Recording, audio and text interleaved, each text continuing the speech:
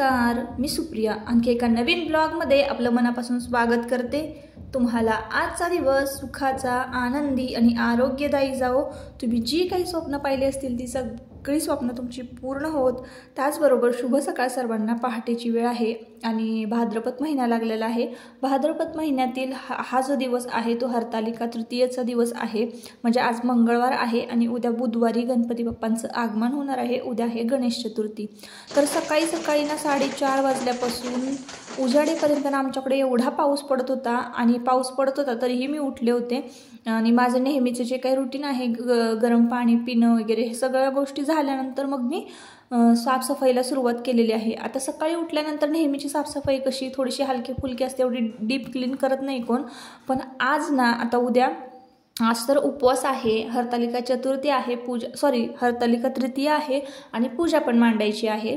आता उद्या आहे गणेश चतुर्थी। तर मग पूर्ण आता गणपती बाप्पा येणार तर संपूर्ण घर जे आहे ना ते स्वच्छ असावं असं आपल्याला नेहमी वाटतं। पूर्ण डीप क्लीन असावं, ना की घरामध्ये ना कपाटामध्ये अशाच वस्तू कोंबलेल्या आहेत आणि वरवरनं फक्त जाळ्या जळमटं काढलेत। असं काम मला अजिबात नाही आवडत। तर म्हटलं चला आता हे सगळं साफसफाई एकच दिवस आजचा राहिलेला आहे ना तर तो स्वच्छ करून घेऊया। या आधीचा व्हिडिओ जर तुम्ही पाहिला असाल ना तर बाकीचं किचन साफसफाई करण्यामध्येच माझा जो आहे तो आधीचा दिवस निघून गेला आणि आत्ता एवढा मला लोड आलेला आहे। कारण आपण जेव्हा कामं पुढे चाल ढकल करतो, नंतर करूया, परत करूया, पुढे करूया असं जर आपण म्हणजे ज्या वेळेला आपण करतो ना त्यावेळेला मग एखाद्या दिवशी एवढा कामाचा लोड येतो ना। तर तसंच माझ्याबरोबर झालेलं आहे बरं का। तब्येत बरी नव्हती म्हणून मी काही गोष्टींकडे दुर्लक्ष केलं आणि मग त्यानंतर एवढा सगळा पसारा झाला ना तर तो एका दिवसात आवरणं अशक्य होतं।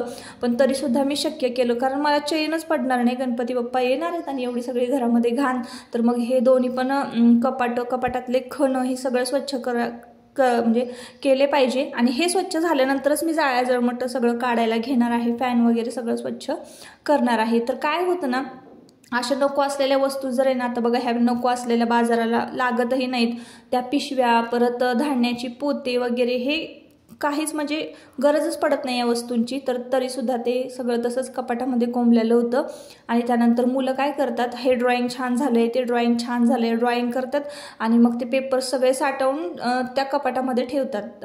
तर दोघांना मी वाटून दिलेलं आहे कपाटाची खणं। 3 खणं जी आहेत ती आयुषची आहेत आणि 3 खणं जी आहेत ते देवांशची आहेत। तर मग दोघं काय करतात ना हा त्याच्या खणात कोंबून ठेवतो तो त्याच्या खणात कोंबून ठेवतो असं होतं। तर दोघांची खणं जे आहेत ना ते आता मी स्वच्छ करायचं म्हणजे स्वच्छ करून घेतलेले आहेत आणि पुस्तकं वगैरे सगळे व्यवस्थित ठेवून दिलेले आहेत। पडदे जे आहेत धुतलेले ते सुद्धा एका बाजूला, बेडशीट्स एका बाजूला, बस्कर जे आहेत बसायचे ते एका बाजूला, हात पुसायचे जे नॅपकिन आहेत ते एका बाजूला, असं एकदम व्यवस्थित सगळं खण जो आहे तो लावून ठेवलेला आहे।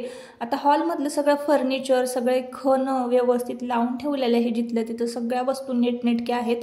मग त्यानंतरच मी आता वरच्या जाळ्या जळमटं काढायला घेणार आहे। तर अशा पद्धतीनं मी साफसफाई करते। अशा पद्धतीनं क्रमवारे जर साफसफाई आपण करत गेली ना की मग आपल्याला म्हणजे बरं वाटतं। तर आधी ना सगळे कपाटातले खण वगैरे स्वच्छ करायचे आणि मग त्यानंतर वरची जाळ्या जळमटं काढायला घ्यायची। जाळ्या जळमटं जर आधी काढली ना आणि नंतर मग कपाटातला पसारा काढत बसला तर मग तो पसारा आपण कुठं ठेवायचा, खाली पण भरपूर घाण होते। मग त्यामुळं ना कपाटातली खणं जी आहेत आणि नको असलेल्या गोष्टी ना त्या काढून टाकल्या आणि खणं जी आहेत ती स्वच्छ करून घेतली, जेणेकरून गणपती बाप्पा आले तर आरतीचं पुस्तक म्हणा किंवा देवाच्या अगरबत्ती उदबत्ती एका खणामध्ये आपण ठेवतो सगळ्या पूजेच्या वस्तू त्या पण पटकन सापडाव्यात। त्यानंतर मुलांच्या शाळेच्या वस्तू आहेत त्या पण पटकन सापडाव्यात। अशा पद्धतीने मी हे सगळं व्यवस्थित ऑर्गनाईज करून ठेवलेलं आहे। आता झालं असं की ह्या सगळ्या गोष्टी मी खूप आधी करायला पाहिजे होत्या आणि एक्सपायर झालेली औषधं म्हणा किंवा एक बॉक्स आहे बघा मी एक खण करून ठेवलेला आहे फर्स्ट एड बॉक्स, तर तो पण मी स्वच्छ करून घेतलेला आहे। म्हणजे बरंच काही जे आहे ते छोट्या छोट्या ज्या वस्तू आहेत ना अगदी आपल्या लक्षात पण येत नाही अशा गोष्टी, तर त्यासुद्धा मी स्वच्छ करून घेतलेल्या आहेत इथं आजच्या दिवशी।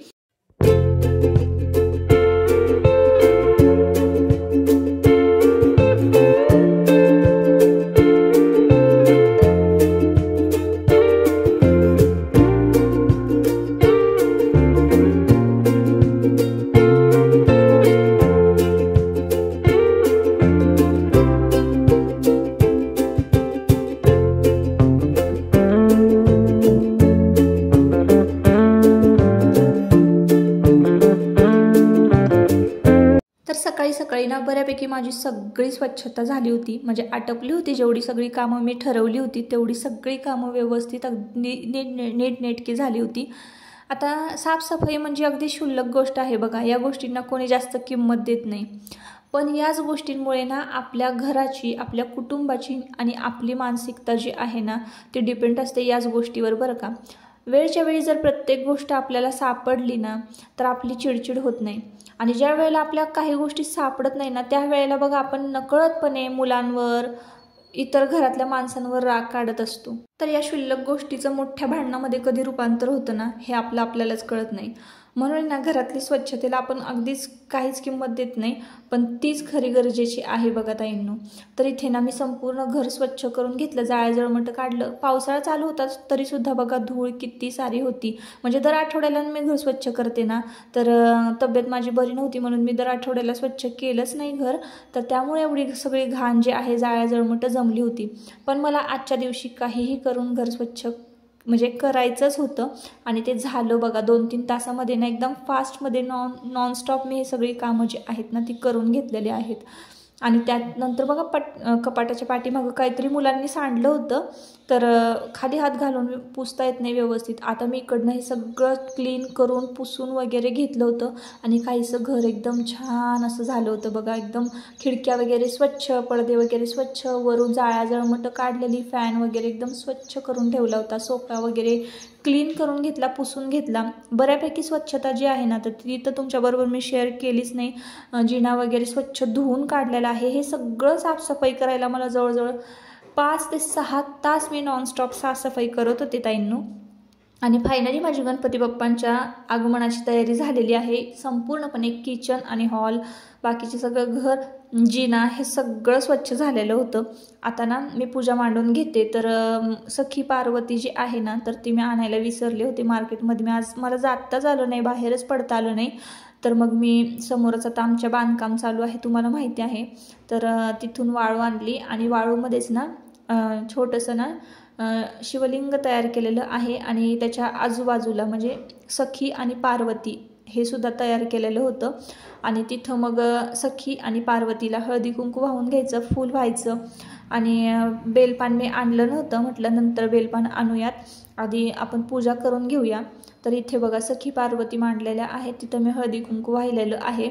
आणि मग त्यानंतर ना फूल व्हायचं आणि नमस्कार करायचा. जसं पण असेल तसं पण आपली साधी भोळी पूजा. आणि ज्या दिवशी आपण म्हणजे ज्या दिवशी जो सण आहे त्या दिवशी ती पूजा मांडलीच पाहिजे, केलीच पाहिजे असं आहे. तर अशी बघा अशा पद्धतीनं तुम्हाला दिसत असेल छोटंसं शिवलिंग मी तयार केलं होतं. आणि मग त्यानंतर ना मी थोड्या वेळाने पूजा वगैरे झाली, माझं पंचाक्षर नामावली जे आहे ते मी म्हणत मग बेलपान व्हायलेलं होतं. तर अशा पद्धतीनं माझी हरतालिकेची पूजा जी आहे ती झाली होती आणि घरही स्वच्छ झालं होतं. ह्याचा एक वेगळाच आनंद होता बघा ताईंनो.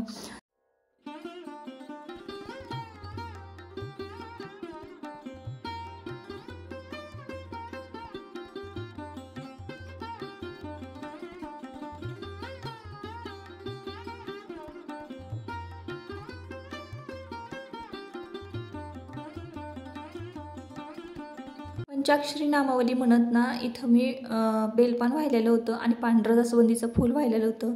काहीशी अशी पूजा होती आजची.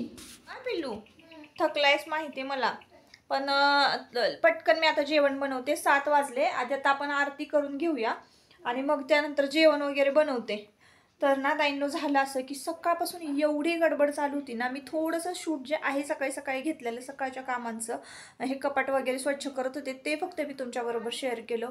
बापरे एवढी धावपळ झाली ना, कॅमेरा पण लावायला मला वेळ नाही.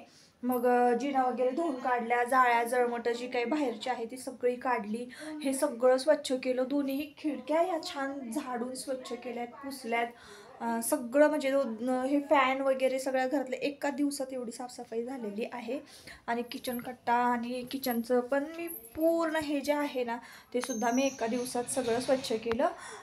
तर एवढी धावपळ का झाली, तब्येत बरी नव्हती आणि एवढं सगळं काम एकाच दिवसात करायचंच होतं मला.